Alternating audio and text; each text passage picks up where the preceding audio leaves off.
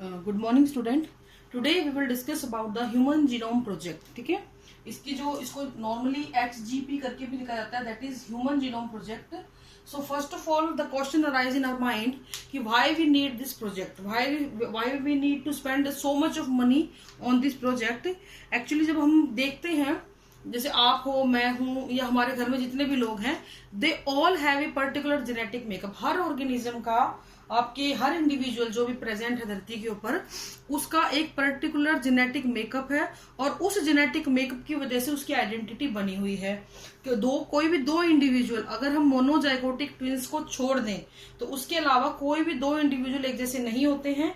उनमें कुछ ना कुछ जेनेटिक मेकअप में डिफरेंस होगा, और वो किस लिए होता है? क्योंकि बेटा उनके जो न्यूक्लियोटाइड्स होते हैं वो काफी ज्यादा एक दूसरे से अलग अलग होते हैं, वो बहुत ज्यादा डिफरेंट होते हैं। तो डिफरेंट तरीके से लगे हुए होते हैं। चीजें सारी सेम है, 20 अमीनो एसिड है, वही सब कुछ है, but still they are arranged in a different manner, so they are showing as a different phenotypic expression.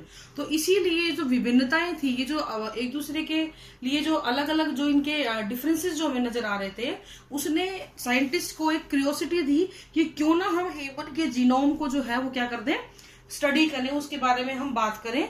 तो इसीलिए ये जो प्रोजेक्ट आया था, उन्होंने क्या करने की कोशिश की थी? उन्होंने मैपिंग करने की कोशिश की थी, मैपिंग ऑफ ह्यूमन जीनोम। ठीक है, पूरे ह्यूमन जीनोम को मैप करने की उन्होंने ट्राई किया, या उसके बारे में उन्होंने सोचा था।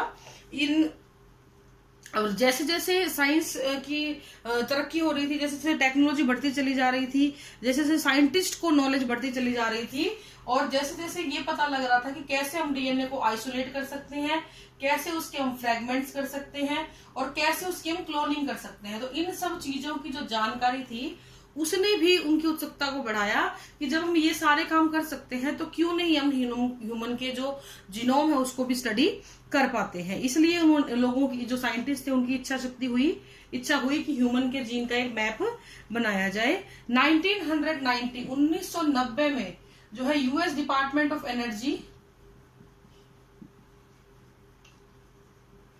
और नेशनल हेल्थ इंस्टीट्यूट था, इंस्टीट्यूट ऑफ नेशनल हेल्थ बोल देते हैं इसको, इंस्टीट्यूट ऑफ नेशनल हेल्थ, इन दोनों ने मिलके जो है इस प्रोजेक्ट की जो है नींव रखी थी, इस प्रोजेक्ट के बारे में बात करनी शुरू की थी। उसके बाद धीरे धीरे इस प्रोजेक्ट को जो है बहुत सारे अलग अलग कंपनीज ने या अलग अलग कंट्रीज ने ज्वाइन किया। लाइक वेलकम ट्रस्ट थी एक यूके की, इन्होंने भी इसको ज्वाइन किया। फिर आपका जापान था, जर्मनी था, ठीक है, जापान है, जर्मनी है, फ्रांस है, चाइना है, इन सब ने इस प्रोजेक्ट को धीरे धीरे क्या कर लिया बेटा, ज्वाइन करना शुरू किया। तो एक बड़े पैमाने पे इस प्रोजेक्ट को क्या किया गया, लॉन्च किया गया। ये इतना बड़ा प्रोजेक्ट था, इसका अंदाजा आप इस चीज से लगा सकते हो बेटा, इस प्रोजेक्ट की ह्यूजनेस, इस प्रोजेक्ट का जो स्केल था वो कितना बड़ा था कि एक बेस पेयर को अगर आपने सीक्वेंस करना है तो लगभग उस टाइम पे $3 का खर्चा आता था। ठीक है, अब आप देखो जरा, हमारे ह्यूमन जीनोम में 3 × 10⁹ बेस पेयर होते हैं। अब इतने के लिए खर्चा कहां पे चला जाएगा? बिलियंस ऑफ डॉलर खर्च हुए, बिलियंस ऑफ डॉलर। ठीक है, खर्चे की बात करी जाए तो इतना बड़ा प्रोजेक्ट था कि इसमें इतना बड़ा पैमाने पे खर्चा आया। इसके अलावा बहुत सारा पैसा, बहुत सारी नॉलेज, बहुत सारी एडवांस टेक्निक्स, बहुत सारे कंप्यूटर्स और बहुत सारे साइंटिस्ट, इन सब का एक रोल था इस प्रोजेक्ट को कंप्लीट करने के लिए। इस प्रोजेक्ट का मैग्नीट्यूड में बताई चुकी आपको कितना बड़ा था। अगर इस पूरे डाटा को आपको स्टोर करना पड़े, ये पूरा डाटा अगर स्टोर करो तो यू कैन नॉट इमेजिन, आपको लगभग 3300 बुक्स चाहिएंगी, 3300 बुक्स, हर बुक में 1000 पन्ने, और उन 1000 पन्नों पे 1000 वर्ड्स, हर पेज पे 1000 वर्ड्स। इतनी मोटी किताबें, आपकी इतनी सारी किताबें छप जाएंगी, इतना बड़ा डाटा था। तो इस डाटा को स्टोर करने के लिए एक नई ब्रांच डेवलप हुई, या उसको वो इमरजेंसी में आई, बायो इन्फॉर्मेटिक्स, जिन्होंने इंफॉर्मेशन टेक्नोलॉजी को यूज बायोलॉजी के फील्ड में किया और उसकी नींव रखी, ताकि इतने बड़े पैमाने के डाटा को हम लोग कंप्यूटर में डाल सके और इजीली उसको एक्सेस कर सके, इजीली उसको देख सके। अब अगर आपको इतनी सारी किताबें पढ़ने लग जाए, फॉर एग्जांपल मैं कह दूं जी क्रोमोसोम नंबर 10 का बताओ, 12 का बताओ, 18 का बताओ, तो ढूंढते रहो बैठ के किताबों में, है ना, बहुत मुश्किल हो जाता है। तो कंप्यूटर का बहुत बड़ा इसमें रोल था। तो बायो इन्फॉर्मेटिक्स भी उस टाइम बहुत ज्यादा बढ़ी, उसको भी तरक्की मिली, सिर्फ इसी वजह से इस डाटा को स्टोर करना था। ठीक है, तो this is the hugeness of the this project. Now we will discuss about the goals. क्या क्या इस प्रोजेक्ट की द्वारा आशाएं की गई उस टाइम पे कि हाँ हम ये काम कर सकते हैं। We will discuss about the goals of the project. तो पहला गोल क्या था बेटा कि पूरे के पूरे जितने भी ह्यूमन जीनोम है उसमें सारे बेस पेयर को पढ़ लिया जाए, जितने भी all the base pair of total genome उनको स्टडी कर लिया जाए। पूरे बेस पेयर है उसके सभी बेस पेयर्स को सीक्वेंस कर लिया जाए, टोटल जीनोम को, उसके नंबर को भी और उसके सीक्वेंस, दोनों चीजें कर ली जाए। नेक्स्ट क्या चीज थी, जितने भी जीन प्रेजेंट है उन सभी जीन्स को डिटरमाइन कर लिया जाए, सभी जीन्स को डिटरमाइन कर लिया जाए और उन जीन्स से रिलेटेड उनके जो फंक्शन है, फंक्शन ऑफ द जीन्स, इसको भी डिटरमाइन कर लिया जाए कि कौन कौन से फंक्शंस वो जीन परफॉर्म कर रहे हैं, इसको भी देख लिया जाए। इसके बाद उन जीनों को आइडेंटिफाई किया जाए उन जीन्स को जो कोई डिजीज कॉज करते हैं। Identify the gene which cause disorders, कोई भी जेनेटिक डिसऑर्डर जो कॉज करते हैं उनको हम लोग क्या करेंगे बेटा, आइडेंटिफाई करेंगे। ये भी इसका एक वो था। इसके बाद ये डिटरमाइन करना था कि किसी भी जीन की डिटरमाइन करना किसी भी जीन की प्रोननेस, कि वो कितना प्रोन है और कितना इम्यून है किसी डिसऑर्डर के लिए। तो वो चीज को भी हमने स्टडी किया इसकी हेल्प से। तो बेसिकली हमने क्या किया, हमने सारी चीजों को पढ़ना चाहा। कौन सा जीन किस चीज के लिए रिस्पॉन्सिबल है वो पढ़ा, कौन सी बीमारी के लिए रिस्पॉन्सिबल है वो पढ़ा, कितने जीन है, क्या काम करते हैं, किस तरीके से करते हैं, किसी चीज की बीमारी के लिए प्रोन है या नहीं है, या किसी बीमारी की वजह से इम्यूनिटी है या नहीं है उनके अंदर, ये सारी चीजें इसके द्वारा करी गई। और सबसे इम्पोर्टेंट चीज थी कि हमारे पास इसकी वजह से इम्पोर्टेंट टूल्स भी डेवलप हुए। जैसे जैसे हमारी जरूरत बढ़ती गई वैसे वैसे ये टूल्स हम डेवलप करते चले गए according to our requirement, so that maximum data can be stored और maximum data can be shared. ठीक है, तो इन्फॉर्मेशन बड़े पैमाने पे स्टोर की गई, इम्प्रूव्ड डाटा एनालिसिस के लिए इम्प्रूव्ड टूल्स बनाए गए। इसके अलावा ये भी पॉसिबिलिटी देखी गई कि कैसे इस चीज से हम फ्यूचर में फायदा उठा सकते हैं इस चीज का, ह्यूमन जीनोम का। ठीक है, लेकिन इस प्रोजेक्ट के साथ एक वर्ड और जुड़ गया, that is ethical, legal and social issue. अब मतलब कोई चीज के फायदे है ना बेटा, तो उससे पहले नुकसान की ज्यादा सोचते हैं लोग। यानी कि अगर कोई अच्छी टेक्नोलॉजी आती है ना हमारी कंट्री के अंदर या कहीं भी वर्ल्ड में, तो लोग उसके फायदे कम देखते हैं, उसके नुकसान क्या क्या हो सकते हैं या उसके मिसयूज हम क्या क्या कर सकते हैं उसके बारे में बात करते हैं। तो उस चीज के लिए फिर एथिक्स को देखा गया कि हाँ ये एथिक्स होते हैं, मतलब कि कोई काम के लिए अच्छे वो रखना, अच्छी विचार रखना, अच्छे तरीके से उसको प्रोजेक्ट करना, लीगल, कानूनी और सोशल, सामाजिक तौर पे उसका कोई इशू ना बने, इस तरीके से इसको किया गया। लगभग 2006 में पहला क्रोमोसोम 2006 में बनके तैयार हो गया था। फर्स्ट क्रोमोसोम जो था वो पूरा सीक्वेंस कर दिया गया था ईयर 2006 के अंदर। Now comes the methodology. ये these are the goals of the human genome project. अब हम बात करेंगे कौन सा मेथड है जिसके द्वारा इसको यूज किया जाता है। बेटा दो अप्रोच थी इसके मेथोडोलॉजी में, आपको ये बहुत इंपॉर्टेंट क्वेश्चन है, इसके मेथड ही पूछ जाते हैं ज्यादातर, गोल्स और मेथड। तो एक थी EST और दूसरी थी सीक्वेंस एंड नोटेशन।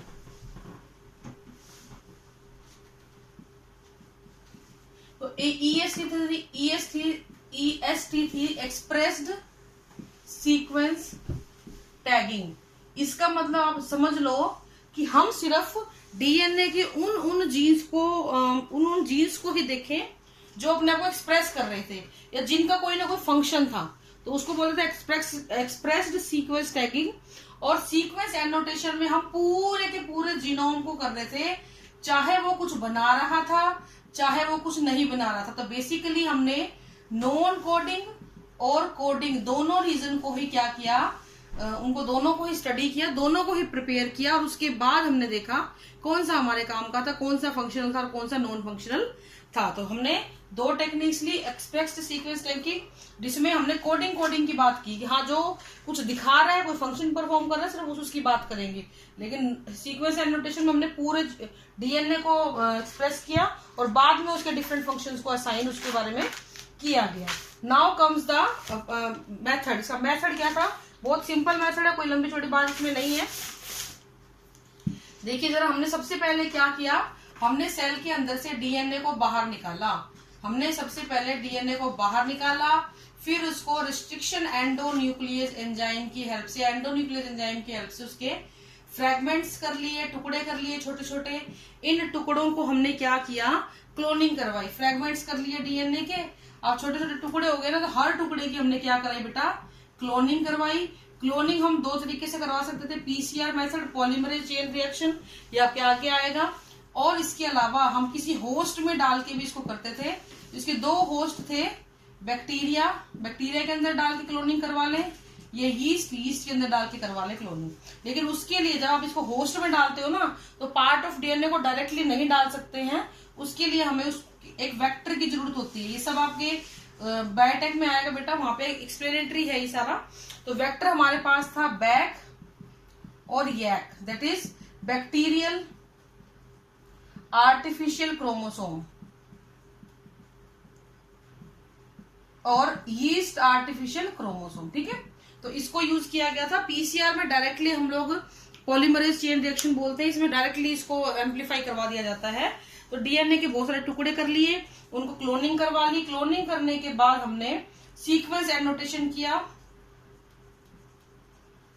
एनोटेट किया डीएनए का। उसके बाद सभी सीक्वेंस को ओवरलैप करके, जो ओवरलैप हो रहे थे उनको असाइन कर दिया, उनको अलग अलग रीजन में असाइन कर दिया।